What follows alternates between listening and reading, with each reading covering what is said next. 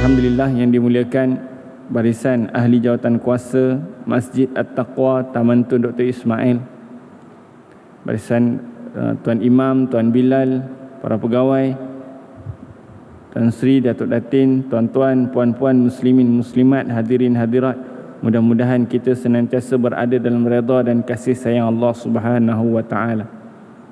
Niat menuntut ilmu, nawaina at-ta'alluma wat-ta'lim والتذكر والتذكير والنفع والانتفاع والإفادة والاستفادة والحث على التمسك بكتاب الله وسنة رسوله صلى الله عليه وسلم والدعاء إلى الهدى والدلالة على الخير ابتغاء وجه الله ومرضاته وقربه وثوابه.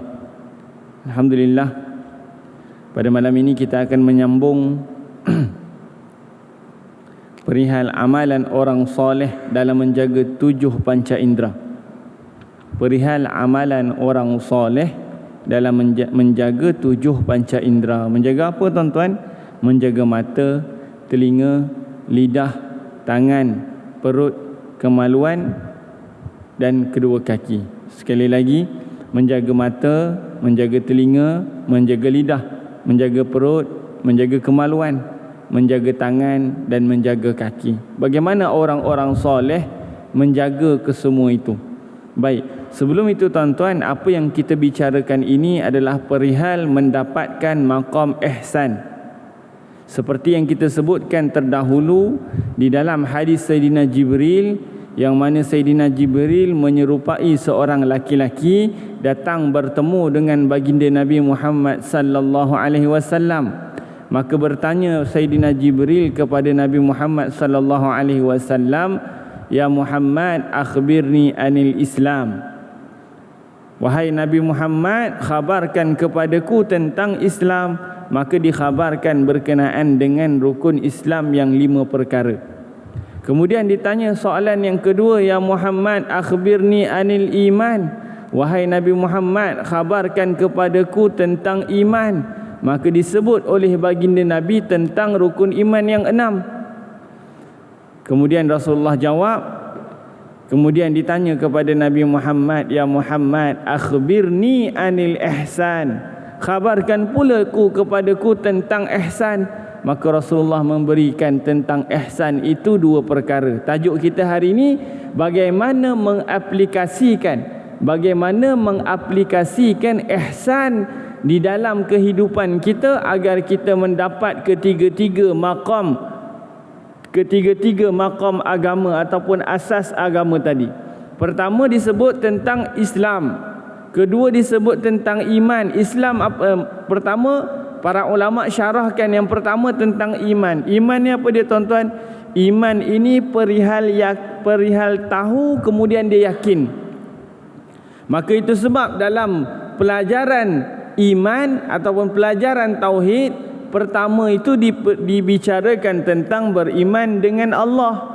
Beriman dengan Allah, beriman dengan malaikat, beriman dengan kitab, beriman dengan Rasul, beriman dengan qada dan qadar, beriman dengan hari kiamat. Maka peringkat itu perlu tahu kemudian yakin. Maka itu dipanggil iman ataupun dipanggil i'tiqad. Maka dia kena tahu kemudian dia yakin dan diikat simpul mati di dalam hati. Jangan ubah dah. Beriman kepada Allah. Allah yang mana? Allah yang tidak sama dengan makhluk. Allah yang tidak ada bentuk, Allah yang tidak ada warna, Allah yang tidak ada segala perkara yang sama dengan perkara yang baharu. Maka ikat simpul mati di dalam hati. Itu perihal tahu dan yakin. Maqam yang pertama dalam agama, asas yang pertama dalam agama. Asas yang kedua dalam agama ialah Islam.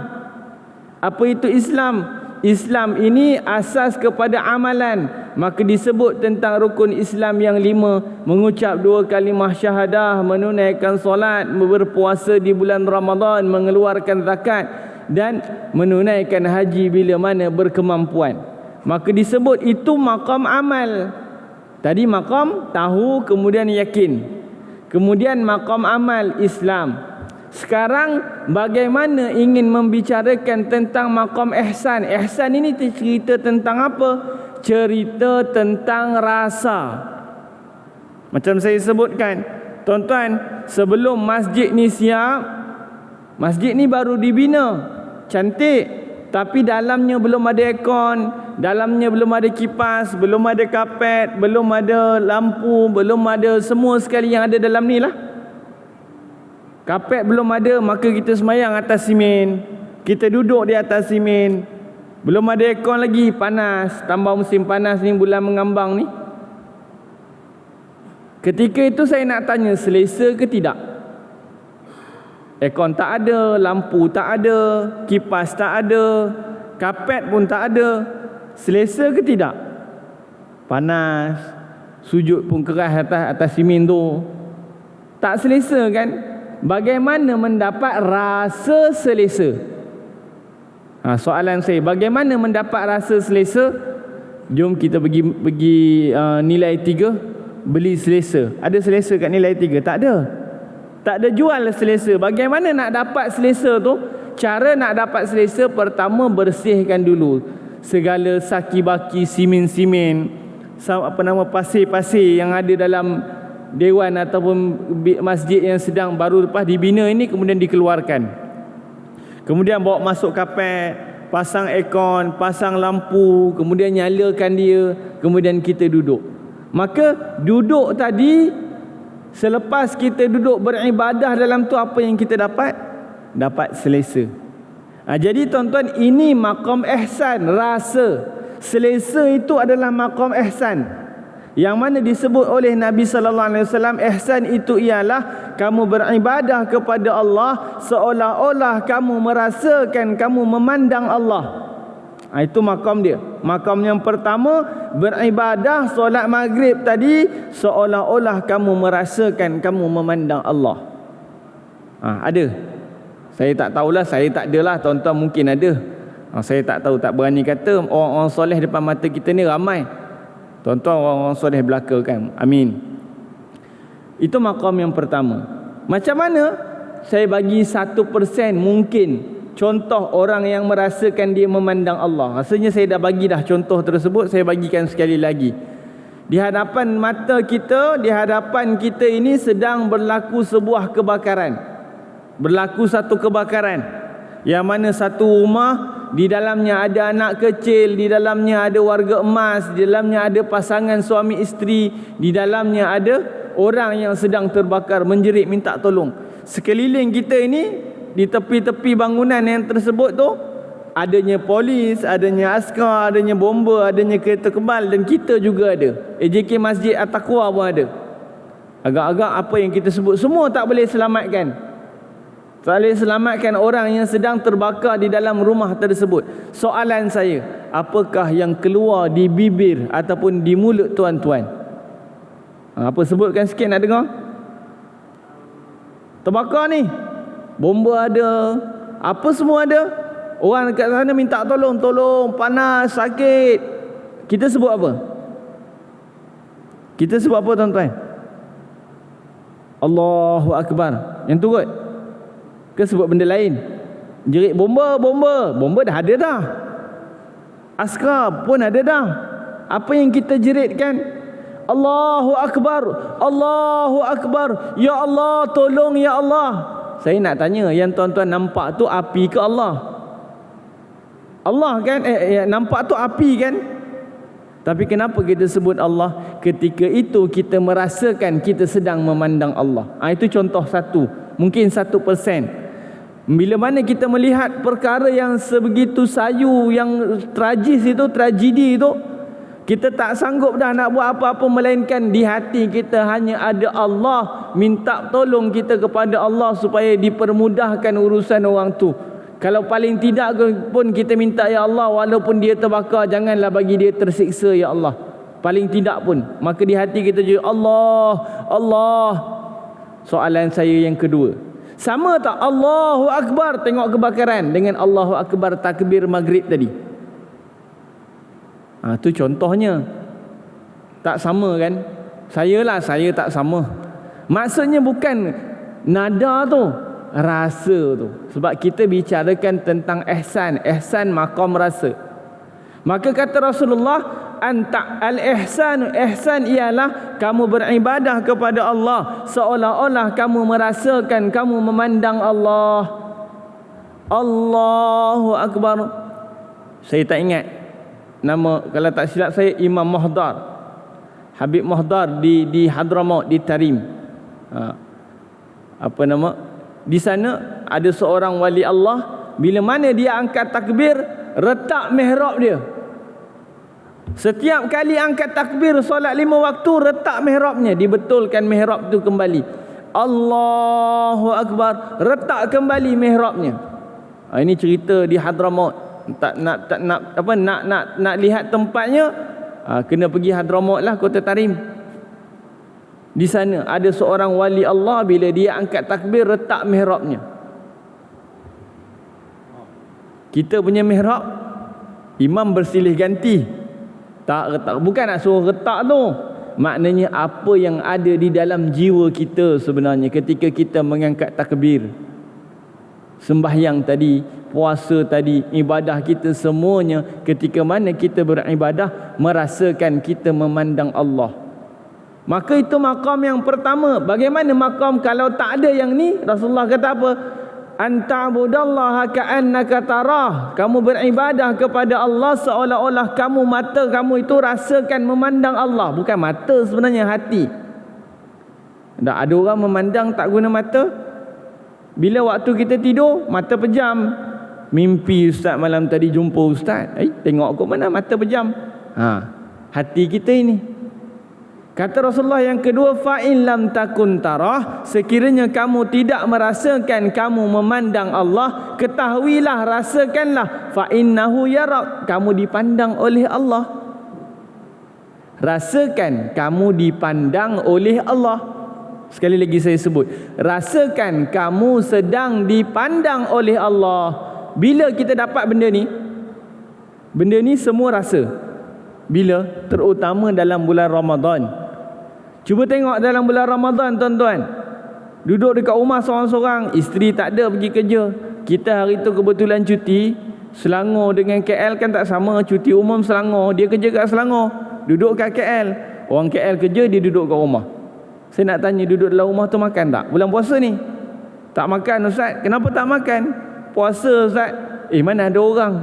Allah nampak ustaz. Tu maknanya ketika itu dia merasakan dia sedang dipandang oleh Allah. Itu makamnya. Jadi sekarang tuan-tuan, saya nak bagi tahu tuan-tuan, asas agama itu 3, dipanggil rukun agama. Rukun agama itu 3. Pertama iman, kedua Islam, ketiga ihsan. Jadi kita semua ini wajib menuntut 3 jenis ilmu. Ilmu apa? Ilmu iman. Apa ilmu nak faham iman? Ilmu tauhid, ilmu akidah, ilmu usuluddin. Itu namanya, banyak nama. Bagaimana nak dapat perihal ataupun maqam, nak memahami maqam Islam? Pelajari ilmu fiqh mazhab Syafi'i yang kita duk pelajari di tanah Melayu ni. Bagaimana nak dapat maqam ihsan? Nak dapat maqam ihsan, maka perlu pelajari ilmu, di antaranya tazkiyatun nafs ataupun ada dipanggil ilmu tasawuf, ilmu akhlak. Betul? Cuma kita lihat sekarang, saya nak bicarakan kepada tuan-tuan, nak dapat maqam ihsan menurut Imam Al-Ghazali. Maka ilmu Imam Al-Ghazali telah susun satu disiplin ilmu bagaimana mendapat ataupun nak dapat kepada maqam ihsan. Yang kita sebutkan di awal tadi, bagaimana nak dapat selesa duduk dalam bangunan yang baru dibina? Pertama, bersihkan dulu. Kedua, isi. Bersih, isi, kemudian isi lagi dengan air freshener, isi lagi dengan bakhur, oud dan sebagainya, maka wangilah bilik ataupun dewan ini. Maka lazimi 2 perkara tersebut, maka dia akan dapat rasa selesa, dia akan dapat rasa ketenangan. Masuk pula dengan ayat-ayat Al-Quran, diletakkan di tempat-tempat yang sepatutnya. Menurut mazhab Syafi'i, dia ayat kuat letak tepi, dia tak boleh letak depan. Dalam mazhab Syafi'i, di hadapan perlu dikosongkan supaya apa? Tidak melalaikan daripada solat. Begitu. Tak apa, itu tangan bicara panjang, kita masuk nanti tertinggal. Allahumma salli ala Sayyidina Muhammad. Jadi Imam Ghazali susun kaedahnya apa dia? Pertama, Imam Ghazali susun bagaimana nak dapat maqam ihsan. Pertama perlu tahalli. Pertama perlu takhalli. Takhalli ni apa dia tuan-tuan? Bersih dan kosongkan diri. Kosongkan diri ada dua, kosongkan zahir, kosongkan batin. Kemudian dah kosongkan, kena isi. Maka lazimkan kosong dan isi, dia akan dapat rahsia ataupun anugerah daripada Allah. Jadi tuan-tuan, kita dah bicarakan bagaimana menjaga mata. Dalam bab takhalli, dalam bab kosongkan diri, dia ada kosongkan diri zahir, kosongkan diri batin. Yang kita sebutkan di awal tadi, bagaimana menjaga amalan orang soleh, menjaga 7 panca indera. Tuan-tuan, kita nak jadi alim ulama susah. Kena menuntut ilmu, ilmu fardu ain kena mantap, ilmu bahasa Arab kena mantap, nahwu saraf kena kemas, ilmu alat kena betul, ilmu balaghah lagi kena mengaji dengan ulama ni. Susah nak jadi alim ulama. Tapi boleh tak? Boleh, tak jadi masalah. Tapi nak jadi orang soleh senang. Bagaimana nak jadi orang soleh? Fahami 3 asas tadi: Islam, iman, ihsan. Dan di antara perbahasan ihsan, dalam bab takhalli, mengosongkan diri, dia perlu kosongkan diri dia itu dengan jaga 7 panca indera. Kita telah bicarakan bagaimana kaedah menjaga panca indera. Yang pertama, menjaga mata, kita dah bicarakan beberapa bulan yang lalu. Lama dah. Saya ni jenis ganti-ganti je tuan-tuan. Jadi lama dah lah. Bila ada penceramah tak mari, kita gantilah. Kemudian kita dah bicarakan bagaimana menjaga telinga. Orang soleh jaga telinga macam mana. Kemudian kita sedang bicarakan bagaimana menjaga lidah. Saya teruskan. Dalam bab menjaga lidah, kita telah bicarakan yang pertama dalam bab menjaga lidah, pelihara diri ataupun pelihara lidah. Kan tadi kita sebut takhalli, bersihkan diri, kosongkan diri dari apa? Dari buat dosa. Buat dosa daripada mana? Kita ada zahir dan batin. Zahir itu 7 panca indera kita itu: mata, telinga, lidah, perut, kemaluan, kaki, tangan, 7. Kemudian yang batin, hati. Nanti kita bicarakan tentang hati. Sekarang kita bicarakan bagaimana orang soleh menjaga 7 panca indera dalam bab lidah. Yang pertama kita dah bicarakan sampai yang ke-6. Yang ke-6 kita telah bicarakan. Cuma kita sebutkan sepintas selalu. Yang pertama, cara nak jaga lidah, pelihara lidah kita itu daripada berdusta. Sama ada bermain, bersungguh-sungguh ataupun bersenda gurau. Nak pergi mana tu yuk? Orang panggil kita kan, tanya nak pergi mana. Kita pun gurau-gurau dengan dia, saya nak pergi London. Padahal dia nak pergi nak pergi mana? Langat je pun. Tapi dia sebut dia nak pergi London. Orang pun mati-mati percaya. Aku gurau je. Ulama kata orang soleh ni dosa tak? Tak dosa. Itu bukan menipu tu, itu dia bergurau. Tapi ulama kata pelihara lidah daripada berdusta, sama ada bersungguh-sungguh atau bergurau. Anak kita tanya, abah nak pergi mana tu? Abah nak pergi kerja ni. Kerja apa pukul 9 malam, padahal nak pergi mengopi depan tu dengan kawan-kawan. Tak. Itu kira apa? Itu sebenarnya dia nak mengelak sebenarnya. Dia nak ada illah, dia nak mengelak. Kerana apa? Tak nak bagi anak dia ikut. Tapi yang dia sebut itu pun juga dikira bersenda gurau. Maka ditinggalkan. Jangan ajar anak kita itu berdusta.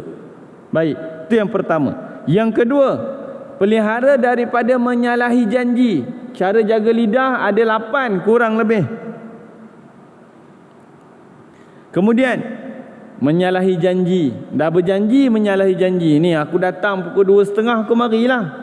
Dia sampai pukul 3. Nampak? Walaupun perkara tersebut tidak dikira sebagai menyalahi janji yang tahap yang kritikal lah orang kata, tapi dia tetap juga menyalahi janji. Dia kena sebut insya-Allah aku sampai pukul 2.30. Kena sebut insya-Allah. Mungkin boleh lewat sebabkan trafik jam dan sebagainya. Kena sebutlah. Hati-hati, khawatir kita termasuk dalam perkara yang tidak menjaga 7 panca indera. Yang ketiga, mengumpat orang lain. Mengumpat orang lain. Mengumpat ni apa dia tuan-tuan? Kita menyebut tentang seseorang, sama ada dirinya, keluarganya atau hartanya. Bila orang tersebut dengar, dia tak suka, itu dikira sebagai mengumpat. Kita dah bicarakan. Yang keempat, mencela perkataan orang dan membenarkan dirinya atau berbantah-bantah permasalahan ilmu untuk mengaibkan orang. Kita sebut tentang satu perkara berkenaan dengan pengetahuan, ilmu pengetahuan. Orang tu sampaikan, tiba-tiba kita pancung kata-kata dia, kita bantah kata-kata dia, tujuannya untuk menjatuhkan orang tersebut. Maka ketika itu tidak menjaga lidah. Yang kelima, menyucikan diri dan memuji akan dia. Kita puji diri kita sendiri tuan-tuan. Apa punya orang tak bagus, hang tengok aku. Nampak? Hang tengok aku. Siapa nak tengok hang? Dia memuji diri dia. Itu perkataan, hati belum lagi. Perkataan, kadang-kadang orang sebut dekat mulut, hati dia tak datang lagi. Maksudnya ujub tu tak mari lagi. Dia sebut tu sekadar bergurau senda je. Daripada bagi dia ni jadi macam jadi pengerusi. Minta maaf lah tuan pengerusi kalau ada. Tak, sebab saya ni kerja dalam masjid juga. Jadi contoh yang saya dapat itu je lah boleh saya sebut dalam lingkungan kehidupan saya. Bagi dia jadi pengerusi, baik bagi aku. Contoh. Nampak tak? Dia sebut walaupun bergurau, tapi dia menyebut perkara yang menyucikan akan diri dia. Para ulama suruh larang supaya dilakukan perkara tersebut, yakni kena tinggalkan. Yang keenam, melaknat akan sesuatu daripada makhluk Allah. Ini saya bacakan sedikit kerana dia agak detail. Yang keenam ini, kata Syekh Abdul Somad Al-Falimbani mensyarahkan kitab Hidayatus Salikin. Syekh Abdul Somad Al-Falimbani mensyarahkan kitab ini, kata beliau, engkau pelihara lidahmu daripada melaknat sesuatu daripada makhluk Allah dan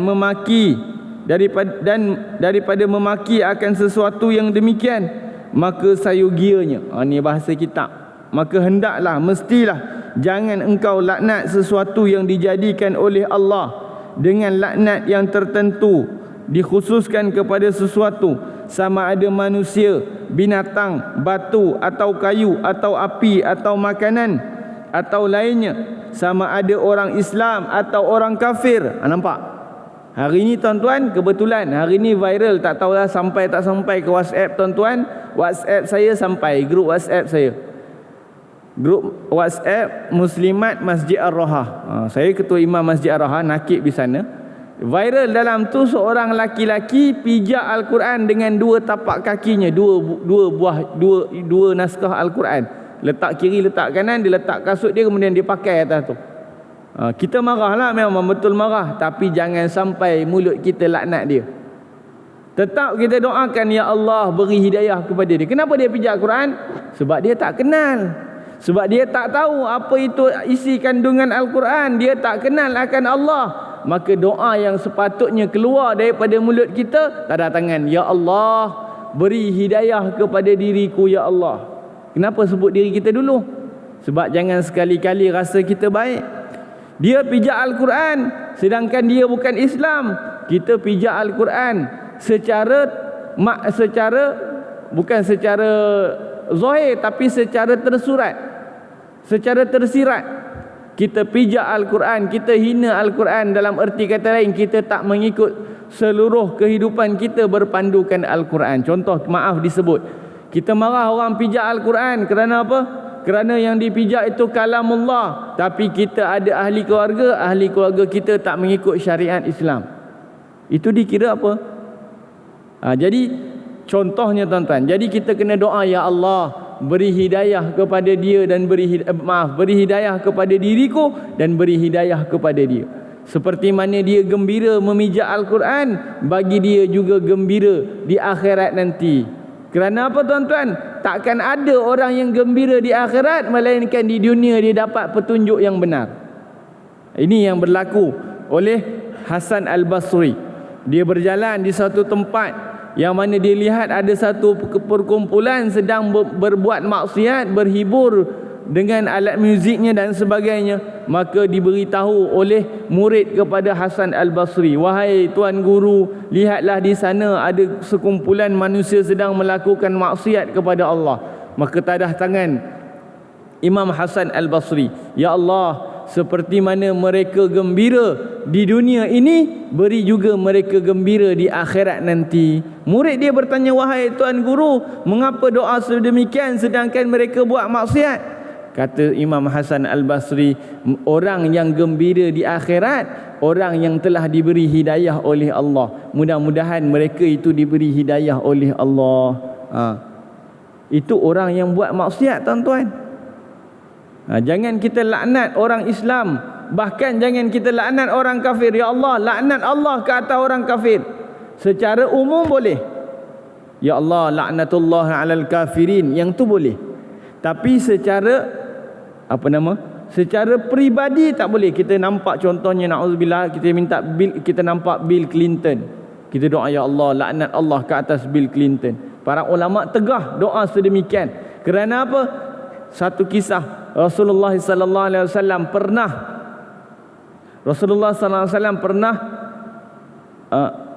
satu hari ada seorang laki-laki Yahudi meninggal dunia. Maka Rasulullah tengok ada seorang jenazah mayat lelaki itu lintas di hadapan Rasulullah. Maka Rasulullah berdiri, maka mengalir air mata Rasulullah. Para sahabat bertanya, wahai Rasulullah, mengapa tuan menangis sedangkan meninggal itu adalah seorang Yahudi? Maka Rasulullah menjawab, aku menangis bukan kerana matinya Yahudi tersebut, yakni ada kepentingan peribadi, bukan. Aku menangis kerana dia adalah sebahagian daripada umatku, pernah bertemu denganku, belum sempat aku bawa dia kepada Islam. Nampak? Ini Rasulullah sallallahu alaihi wasallam. Apatah lagi kalau dia orang Islam. Walaupun dia orang Islam, walaupun dia memusuhi agama Islam, walaupun dia ini langgar syariat Islam, tetap kita doakan supaya Allah beri hidayah. Jangan sekali-kali doa dia mendapat laknat. Siapa kita? Sedangkan Nabi Muhammad sallallahu alaihi wasallam tidak sanggup, tidak redha seorang pun di kalangan umat baginda Nabi jatuh dalam api neraka. Ketika mana selesai Rasulullah sujud kepada Allah di padang mahsyar, ya Muhammad irfa' ra'sak, ni cerita syafa'atul kubra, syafa'atul uzma. Semua berdiri di padang mahsyar dengan tempoh yang terlalu lama. Bila mana berdiri tersebut, akhirnya beberapa kumpulan, beberapa orang di kalangan umat Nabi Muhammad diizinkan bergerak bertemu Nabi demi Nabi. Ini disusun oleh Imam Sayyid Abdullah Alawi Al-Haddad dalam kitab Sabilul Dikal wal I'tibar, kisah ini. Maka sekumpulan umat Nabi Muhammad ini apa buatnya tuan-tuan? Cari Nabi demi Nabi.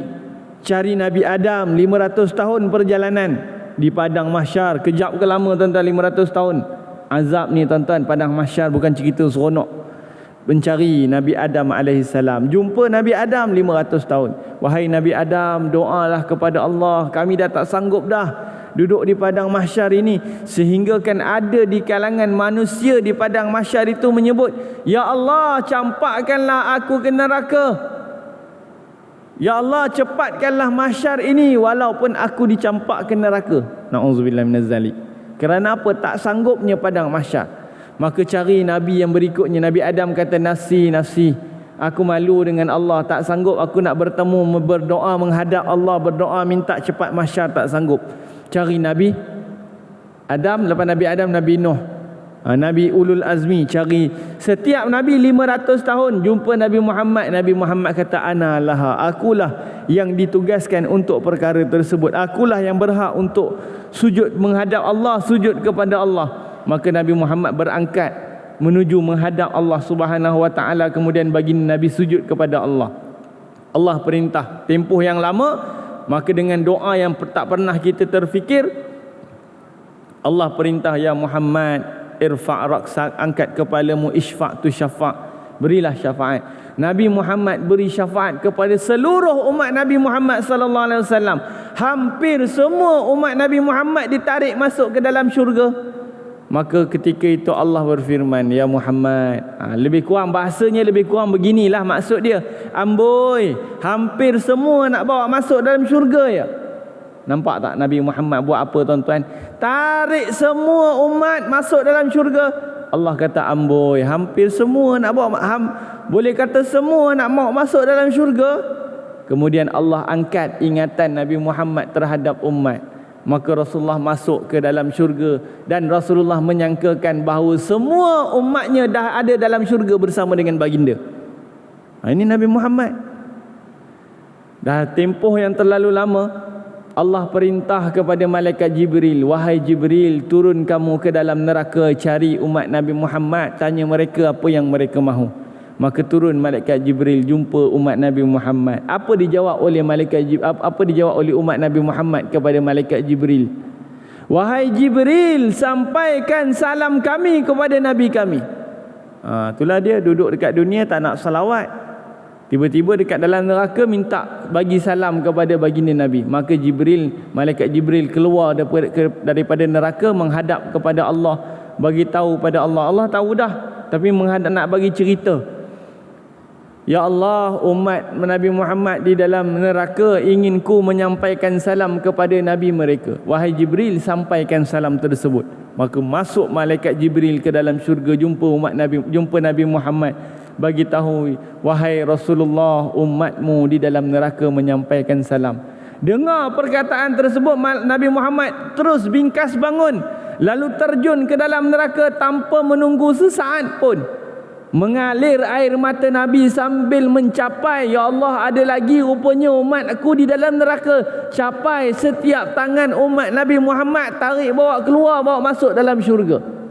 Ini Nabi kita tuan-tuan, Nabi Muhammad. Tak reda seorang pun umatnya di dalam tak reda seorang pun umatnya masuk dalam api neraka. Tiba-tiba hari ini tuan-tuan, kita orang Islam doakan, aku doakan kau masuk neraka. Allah, aku doakan ni si penzalim ini masuk neraka. Aku doakan pemimpin ini masuk neraka. Boleh ke kita doa macam tu? Nanti nak letak mana? Depan muka kita, depan Rasulullah. Rasulullah tanya, engkau kenapa masuk api neraka? Ni, umatmu Rasulullah mendoakan aku masuk neraka. Kita nak letak mana muka kita dengan Rasulullah? Ibaratnya tuan-tuan, saya baik dengan tuan-tuan, salah seorang daripada tuan-tuan, saya baik sangat. Daripada awal saya duduk di Kuala Lumpur, kita memang rapat. Tiba-tiba anak tuan-tuan buat masalah dengan saya. Contohlah, ambil wallet saya lah. Agak-agak saya nak pergi report polis ke tidak? Baik rapat sangat ni, tuan-tuan berbudi dengan saya, kadang-kadang belanja makan dan sebagainya. Tak tergamak saya nak pergi report polis. Sebab apa? Baiknya kita tu. Dengan Rasulullah agak-agak macam mana? Lebih-lebih lagi tuan-tuan, bahkan kita sendiri diselamatkan oleh Rasulullah nanti. Allahumma amin. Masuk dalam syurga. Tiba-tiba kita di antara orang yang mendoakan orang lain, melaknat orang lain masuk api neraka. Allahu akbar. Mana kita nak letak muka kan? Jadi itu tuan-tuan, jangan kita melaknat, mendoa ataupun melaknat orang lain. Bahkan kalau dia Islam, kalau dia bukan Islam pun jangan kita laknat, apatah lagi kalau dia Islam. Bersalahan dengan umum. Kalau umum tak mengapa, laknatullahu alal kafirin, yang tu boleh. Laknatullahu alal yahud, Allah melaknat kaum Yahudi, yang tu boleh. Itu tak jadi kesalahan. Ini kata disebut oleh Syekh Abdul Samad Al-Falimbani di dalam kitab Hidayatus Salikin. Ini kata Imam Al-Ghazali, dan jangan engkau putuskan dengan saksimu atas seorang ahli qiblat, iaitu orang yang pada zahirnya Islam. Jangan engkau hukum akan seorang yang demikian itu dengan syirik atau kafir atau munafik. Ini pun satu hal lagi. Dia tak laknat tapi dia hukum kafir. Semua orang dibantannya kafir.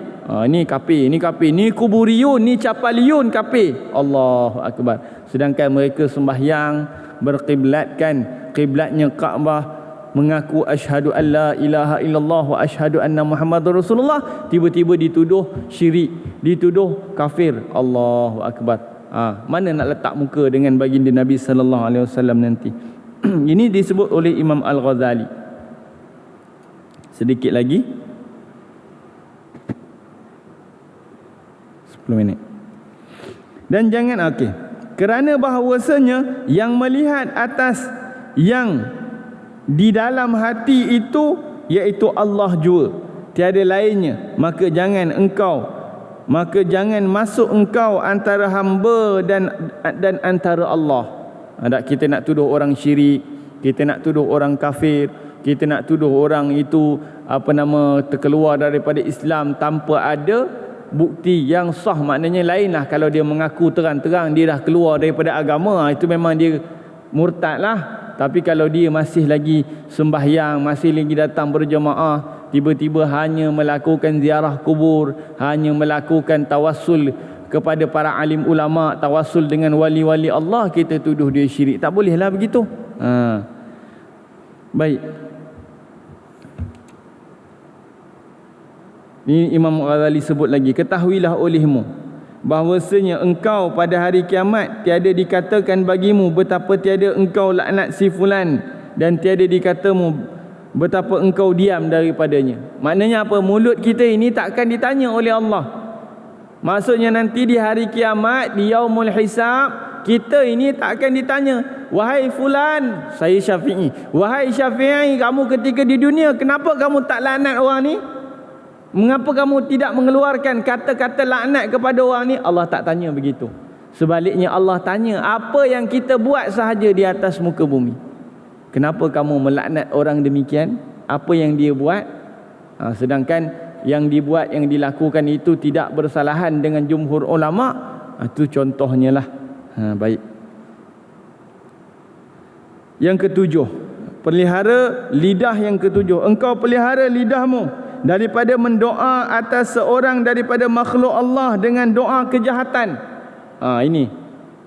Dan jika ada seorang itu menzalimi engkau sekalipun, hatta kita dizalimi sekalipun, jangan kita doakan kejahatan kepada orang lain.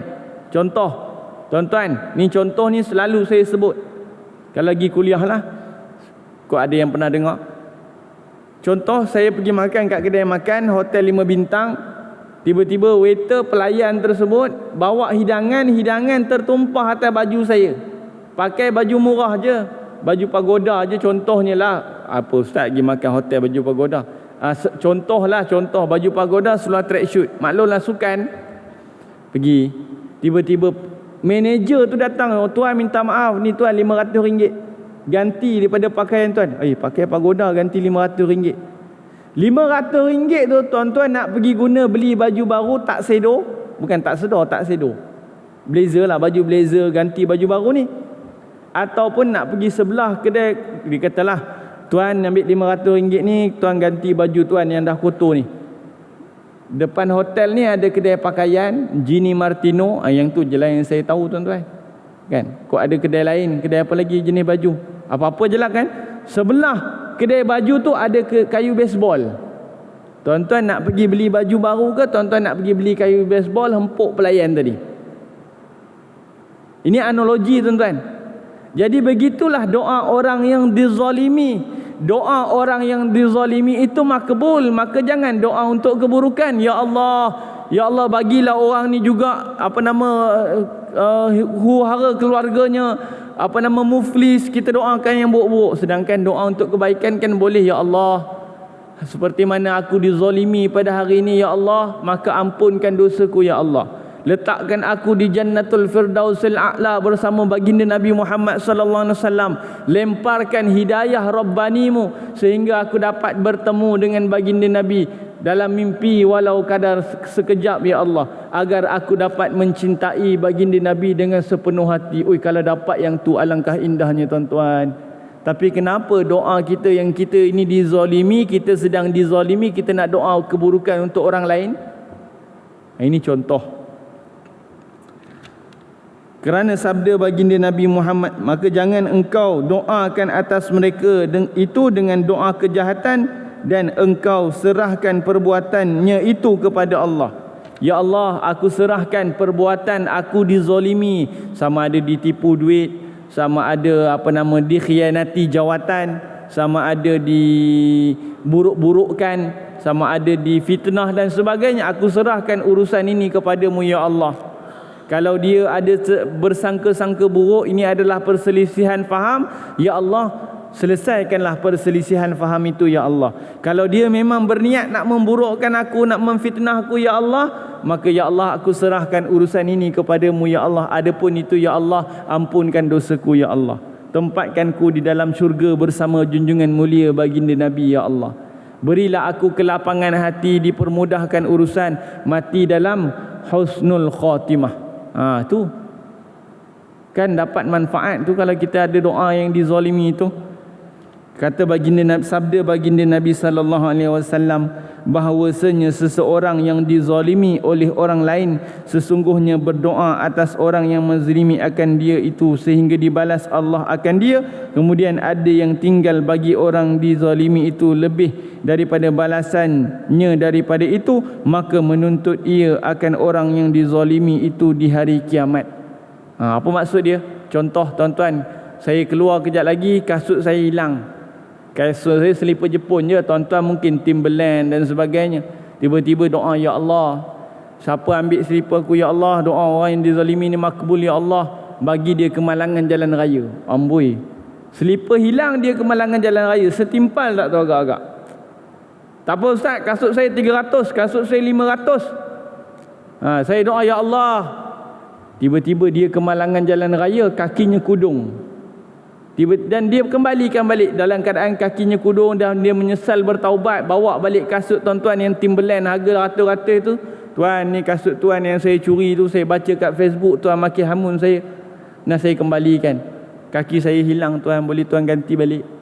Nanti di hari kiamat dia tuntut balik tuan-tuan. Ni kata Nabi SAW. Yang ke-8, pelihara lidahmu itu daripada al-mizah, yang ini bergurau-gurau, buat lawak bagi orang gelak. Daripada syukhriyah, bersenda-senda. Al-istihza' bin nas, menghina akan manusia dengan mempermain akan dia.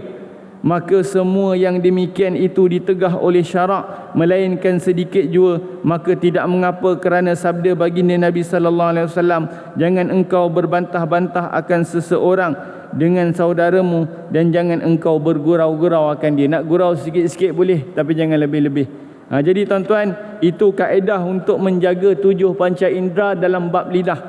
Hari ini kita tengok doa-doa kita selalu doa keburukan untuk orang lain, maka kita boleh perbaharui, kita boleh perbetulkan. Mudah-mudahan menjadi kita ini orang soleh dalam bab menjaga lidah. Akan datang kita akan masuk pula bagaimana menjaga. Kita dah sebut menjaga lidah. Selesai menjaga lidah, nanti kita akan bicarakan kalau ada rezeki lagi, kalau ada ruang dan peluang, kalau ditakdirkan oleh Allah, maka kita akan bicara bagaimana kaedah menjaga perut. Ada 3 perkara. Antaranya kita sebutkan sepintas lalu, kaedah menjaga perut, menjaga daripada makanan yang haram. Tak, kita memang tak makan makanan yang haram pun. Tapi hati-hati tuan-tuan. Hari ni kita nak sebut, kalau dulu mungkinlah susah sikit, sekarang ni kedai makan banyak bertopengkan orang Islam di depannya, tapi tokenya bukan Islam. Maksudnya apa? Contohnya tuan-tuan pergi tengok dekat ni tak jauh, Allahumma salli ala sayyidina Muhammad, belakang ni taman Bukit Kiara ni, soya apa tu?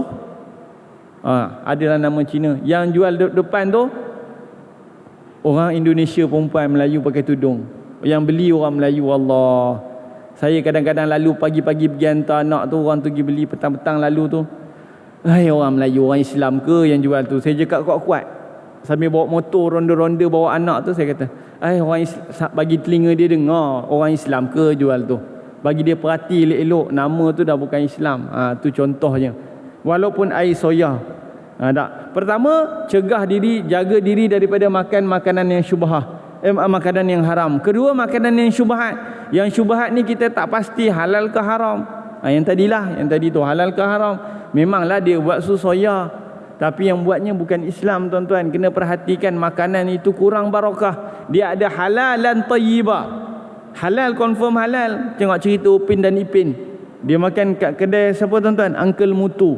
Halal tak? Mungkin halal. Yelah, dia masak roti canai halal tu, tapi dia tak thayyibah sebab disediakan oleh bukan Islam. Kemudian pelihara diri daripada makan terlalu kenyang. Itu dalam bab perut, nanti kita syarahkan pada masa akan datang. Sekadar itu dahulu, aku qauli hadza wa astaghfirullahal azim li wa lakum. Wassalamualaikum warahmatullahi taala wabarakatuh. A'udzubillahi minasyaitonir rajim. Bismillahirrahmanirrahim. Allahumma la ilma lana illa ma 'allamtana innaka antal alimul hakim. Allahumma 'allimna ma yanfa'una wanfa'na bima 'allamtana wa zidna 'ilma. Allahumma aghnina bil 'ilmi wa zayyinna bil hilmi wa akrimna bit taqwa wa jammilna bil 'afiyah. Allahumma arzuqna ya rabbi fahman nabiyyin wa hifzal mursalin wa ilhamil malaikatil muqarrabin fi afiyah ya arhamar rahimin. Wa sallallahu ala sayyidina Muhammadin wa ala alihi wa sahbihi wa baraka wasallam. Alhamdulillahirabbil alamin.